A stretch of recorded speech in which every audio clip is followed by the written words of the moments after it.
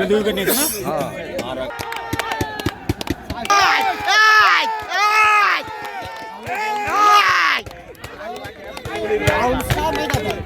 মাঝে মাঝে বলগুলা কোন দিকে ব্যাটসম্যান বোঝে না। দুই রান নিল নাকি? ভাই ও স্যার আপনারা আউট ছিল রে এলে তো মিলেন আম্পায়ার ধরে দেন আর একটু এটা আগায় না এখন